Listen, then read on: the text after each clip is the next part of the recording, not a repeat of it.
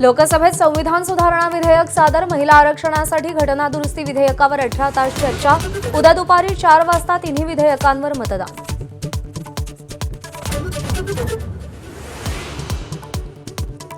महाराष्ट्र विधान परिषदेच्या 9 जागांसाठी 12 मे रोजी मतदान।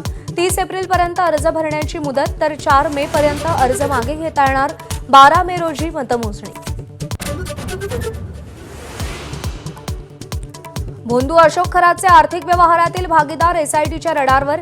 नाशिकसह अहिल्यानगरमधील विकासकाम, बांधकाम व्यावसायिकांची चौकशी होणार। भोंदू अशोक खरातची पत्नी कल्पना खरातच्या अटकपूर्व जामिनावर आज सुनावणी। शिर्डीत खरातसह पत्नीवर फसवणूक आणि सावकारीचा गुन्हा दाखल। नाशिकच्या टीसीएस कंपनी विरोधात हिंदुत्ववादी संघटनांचा मोर्चा। बाईक रॅलीत महिलांचा सहभाग। धर्मांतरासाठी दबाव टाकणाऱ्यांवर राष्ट्रद्रोहाचा गुन्हा दाखल करण्याची देवयानी फरांदेंची मागणी। मुंबईच्या मालाडमध्ये एबीपी माझाच्या बातमीचा इम्पॅक्ट। गुरुवारी आणि रविवारी भूत उतरवण्याची बतावणी करत अघोरी पूजा। भोंदू बाबाला पोलिसांनी ताब्यात घेतलं।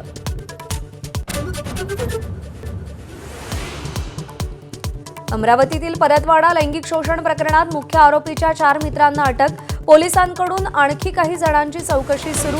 अल्पसंख्याक विभागाचं पथक परतवाड्याला जाणार।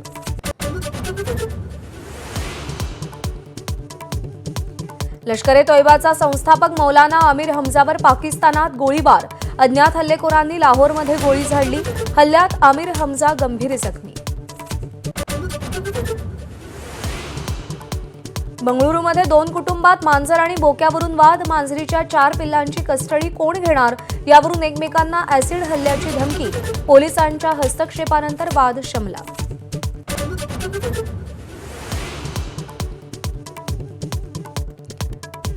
परभणीतल्या पडेगावमध्ये अहिल्यादेवी होळकरांचा पुतळा हटवण्यावरून तणाव। पोलिसांनी 35 जणांना ताब्यात घेतलं। गावात तणाव, पोलीस बंदोबस्त तैनात।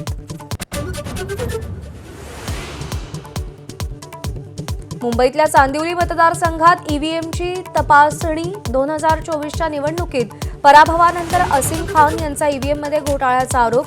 ईव्हीएम तपासणीचे हायकोर्टाचे आदेश।